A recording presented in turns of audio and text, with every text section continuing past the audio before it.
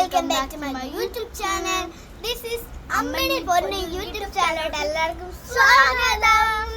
ഇന്ന് ഞങ്ങൾ 19 കിഡ്സിന്റെയും 18 കിഡ്സിന്റെയും കുറച്ച് രണ്ട് പലഹാരങ്ങളാണ് മെയിനായിട്ട് സ്കൂളിൽ വിട്ട് വരുമ്പോൾ വിഷമൊന്നും നിൽക്കൂലേ, അപ്പോൾ നമ്മുടെ സാധനങ്ങളൊന്നും കാണത്തില്ല. അപ്പോൾ പെട്ടെന്ന് നമ്മൾ ഉണ്ടാക്കുന്ന ഒരു സാധനമാണ്.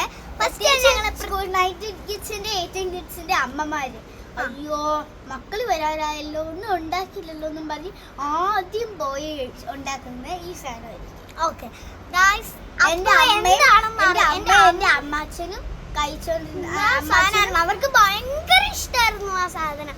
അപ്പൊ അതിന്റെ റെസിപ്പി ഞാൻ പറഞ്ഞുതരാവേ.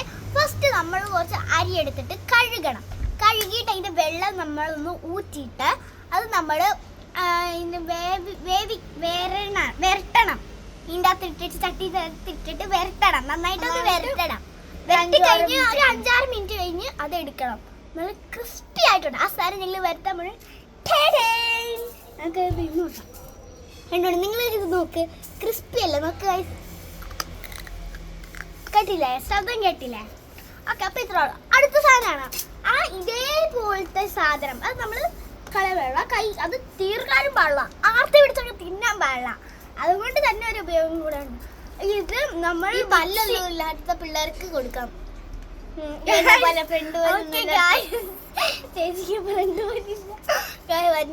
അപ്പൊ ഈ സാധനം ഈ പല്ല് പോയി ഇതുണ്ടോ, അതുകൊണ്ട് പിന്നെ ഇവർക്ക് കടിക്കാൻ പറ്റും. ഈ സാധനം നമ്മൾ മിക്സിയിലിട്ടിട്ട് ഏലക്കയും ജീരകവും അതൊക്കെ കൂടി ഇട്ടിട്ട് തേങ്ങയും ശർക്കരയും അതൊക്കെ കൂടി ഇട്ടിട്ട് നന്നായിട്ട് പൊടിച്ചെടുക്കണം, മിക്സിയിലിട്ട് പൊടിച്ചെടുക്കണം.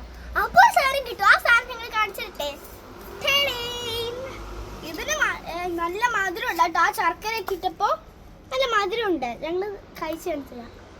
വായിൽ കൊതി വന്നവർ ഒക്കെ ഈ വീഡിയോ ഇതൊന്ന് ട്രൈ ചെയ്ത് നോക്കണം. വായിലൊക്കെ പൊടിയാ. അപ്പൊ നിങ്ങൾക്ക് ഇത് രണ്ടും ശരിയല്ല. പ്രത്യേകിച്ച് നാട്ടിലുള്ളവർക്കാണിത്. നാട്ടിലുള്ളവർക്കും ചെയ്യാം. ഞങ്ങൾ പിള്ളേർ സ്കൂളിൽ വിട്ട് വരുമ്പോ ഇഷ്ടമുണ്ടെങ്കിൽ ആ സാധനം ഉണ്ടാക്കി വെക്കണം. അവർക്ക് ഭയങ്കര ഇഷ്ടവും കഴിച്ചു. അതുകൊണ്ട് വാല് കുടി ഉള്ളവരെ ഇടയ്ക്കൊക്കെ ഇത് ട്രൈ ചെയ്ത് നോക്കണം. അപ്പൊ ഗായ്സ്, ഇന്നത്തെ വീഡിയോ ഇത്രയേ ഉള്ളായിരുന്നു.